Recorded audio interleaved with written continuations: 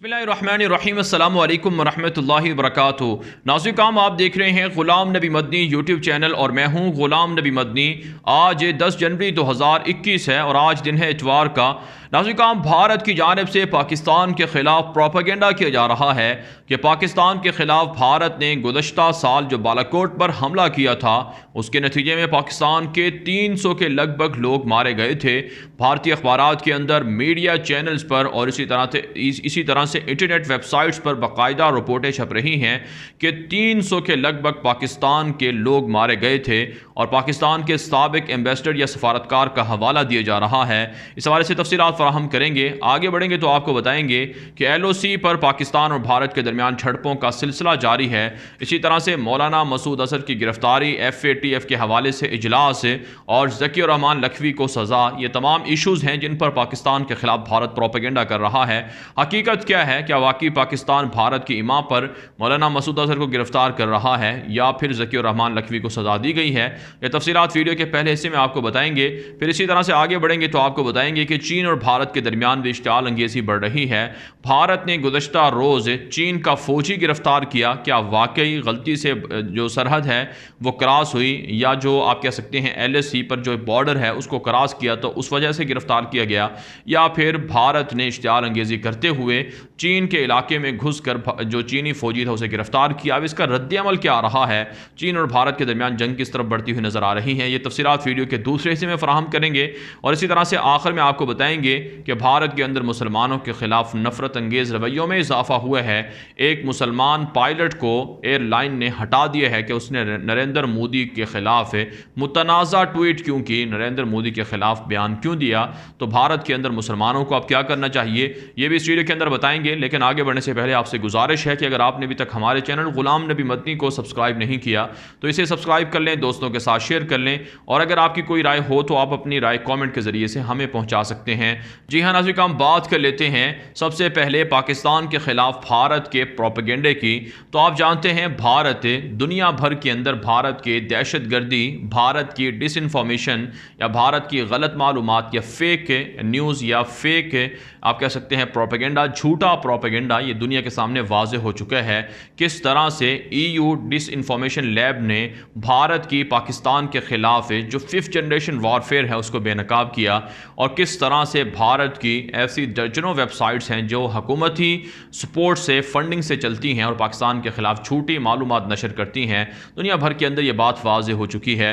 अब नाज़रीन, भारतीय मीडिया पर कल से खबर चल रही है कि पाकिस्तान के किसी साबिक सफारतकार ने यह कह दिया है कि 300 के लगभग लोग भारतीय एयर स्ट्राइक के अंदर गुज़श्ता साल बालाकोट पर जो हुआ उसमें मारे गए थे। हालांकि नाज़रीन, भारत को पता है कि बालाकोट के अंदर वो तो बम ही नहीं गिरा पाए थे कि जाए कि वहाँ पाकिस्तान के शहरियों की हलाकतें होती या नुकसान होता, बल्कि जैसे ही पाकिस्तान के शाहीनों ने पीछा किया तो भारतीय जहाज़ दुम दमाकर भाग गए और फिर अगले रोज़ पाकिस्तान ने भारतीय जहाज़ों को पकड़ लिया और उन्हें चकमा देकर मार भी गिराया और 3 भारतीय जहाज़ गिरे और अभिनंदन गिरफ्तार हुआ और नाज़रीन, भारत को भारी नुकसान हुआ। दुनिया भर के अंदर भारत की सुबकी हुई।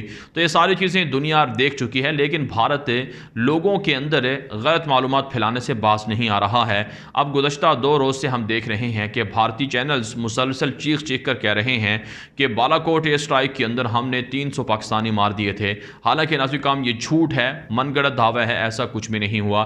फिर नाज़रीन, भारत एक और प्रोपेगेंडा ये कर रहा है कि FATF का चूँकि इजलास होने वाला है, इस इजलास से पहले पाकिस्तान FATF की शराइत पूरा करने के लिए भारतीय इमा पर मौलाना मसूद अजहर को गिरफ्तार करने जा रहा है और इसी तरह से ज़की उर रहमान लखवी को, जिनका नाम मुंबई हमलों में आया था, उनको भी सज़ा सुनाई गई है। पाकिस्तान के दफ्तर खारजा के तर्जुमान के मुताबिक भारत का ये झूठा प्रोपेगेंडा है, भारत का ये खुद साख्ता घड़ा हुआ नज़रिया है, ऐसा कुछ भी नहीं है। पाकिस्तान के अंदर अगर ज़की उर रहमान लखवी को अदालत ने सज़ा दी है तो ये भारत की इमा पर नहीं बल्कि उनके खिलाफ कुछ ऐसे मामलात होंगे जिनकी वजह से अदालत को उनको सज़ा देना पड़ी। और इसी तरह से मौलाना मसूद अजहर के हवाले से भी वाज़ेह तौर पर कह दिया कि भारतीय इमा पर पाकिस्तान अपने किसी शहरी के खिलाफ ना तो कोई मुकदमा कायम करता है और ना ही उन्हें गिरफ्तार करता है और भारत ये पाकिस्तान पर झूठा इल्ज़ाम लगाता है कि पाकिस्तान भारत के अंदर इस तरह के लोगों के ज़रिए से हमले करवाता है। लेकिन आज काम आप जानते हैं, डिप्लोमेसी और चीज़ है और हकीकत कुछ और चीज़ है। जो कुछ हमें नज़र आता है ज़ाहिरन, दर हकीकत वो अमूमन असल नहीं होता, रियल नहीं होता, हकीकत नहीं होती। हकीकत वो है जो पस पर्दा चल रही होती है, और पस पर्दा हकीकत ये है कि पाकिस्तान भारत को अच्छे अंदाज से सरप्राइज़ दे रहा है। भारत के अंदर घुस कर कार्रवाइयाँ भी पाकिस्तान कर लेता है, लेकिन चूँकि दुनिया के मामलात हैं जो डिप्लोमेटिक अंदाज में चलाए जाते हैं, इसलिए ये सारे बयानात इस तरह से आपको देखने में मिलेंगे कि मौलाना मसूद अज़हर को गिरफ्तार किया जा रहा है या सज़ा दी जा रही है या ज़कीर रहमान लखवी को सज़ा दी गई है, वरना हकीकतन ऐसा नहीं होता। और ये नाज़ुक काम भारत के लिए एक और सरप्राइज़ है कि भारत पाकिस्तान के ख़िलाफ़ जितना चाहे प्रोपेगेंडा कर ले, लेकिन पाकिस्तान भारत के सामने न झुका है न झुकेगा और भारत को सरप्राइज़ देता रहेगा।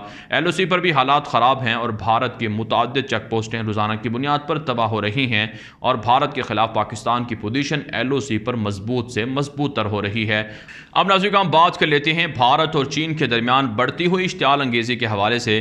तो आप जानते हैं नाज़रीन वादी गलवान के अंदर मामला पेश आया था जिसमें भारत के 50 के लगभग फ़ौजी हलाक हुए थे, 70 से ज़ायद फ़ौजी लापता हुए थे। आप जानते हैं नाज़रीन मुसलसल लद्दाख के अंदर और इसी तरह से जो मशरक़ी रियासतें हैं भारत की, वहाँ पर चीन और भारत के दरमियान नोक झोंक जारी है और लड़ाई भी होती रहती है। अब नाज़रीन गुज़श्ता रोज़ भारत ने चीन के एक फ़ौजी को गिरफ़्तार किया और भारत का दावा है कि वह जासूसी कर रहा था जिसे गिरफ़्तार किया गया, लेकिन फिर फौरी तौर पर रिहा भी कर दिया गया क्योंकि चाइना ने अल्टीमेटम दिया था कि अगर उनके फ़ौजी को फौरी रिहा ना किया गया तो भारत पर हमले शुरू कर दिए जाएंगे, मिसाइल बरसा दिए जाएंगे। नाज़रीन माहिरीन का मानना है कि भारत खुद से इश्तियाल अंगेज़ी कर रहा है। चाइना का भी यही दावा है। चाइना ने कहा है कि भारतीय फ़ौजी उनकी हदूद के अंदर दाखिल होकर उनके फ़ौजियों को गिरफ़्तार करने की कोशिश कर रहे हैं। अगर भारत इस तरह की साजिशों से बाज ना आया तो फिर अमलन कोई बड़ी जंग शुरू हो सकती है जिससे भारत को सिवाय तबाही के और कुछ हासिल नहीं होगा।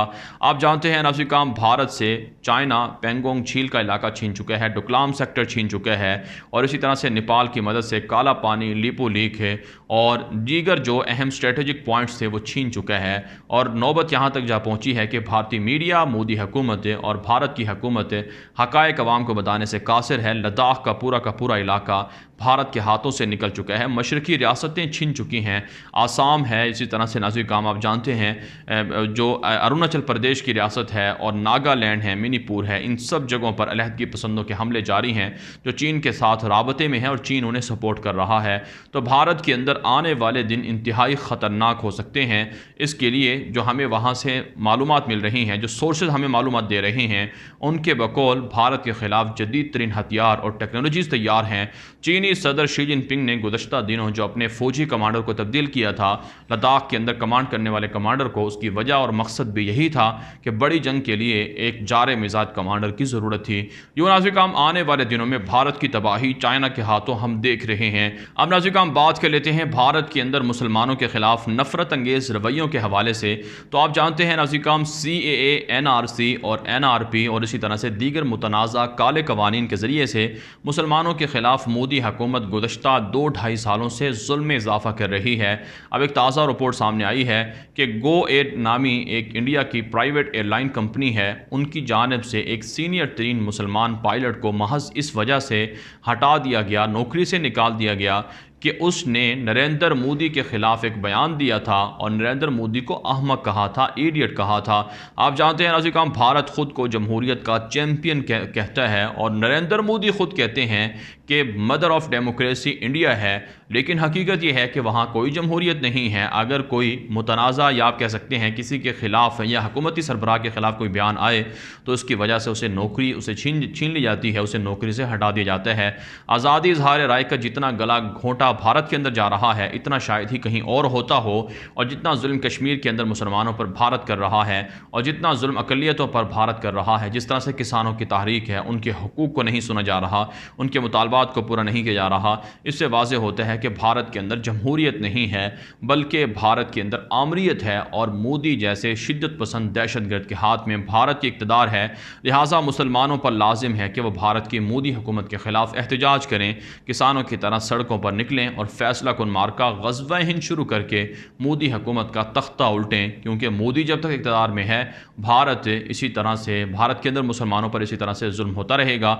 हम देख रहे हैं कि भारत के अंदर बीजेपी आरएसएस के गुंडे मुसलमानों की मस्जिदों पर धावा बोलते हैं, झंडे लहराते हैं, ताजमहल हो या फिर दीगर मसाजिद हों, दिल्ली के मदरसे हों या मसाजिद हों, हर जगह पर हमने देखा है। बाबरी मस्जिद का वाक़या आपके सामने है कि किस तरह से मुसलमानों की रफ्ता रफ्ता शायर को छीना जा रहा है, किस तरह से मुसलमानों पर हमले हो रहे हैं।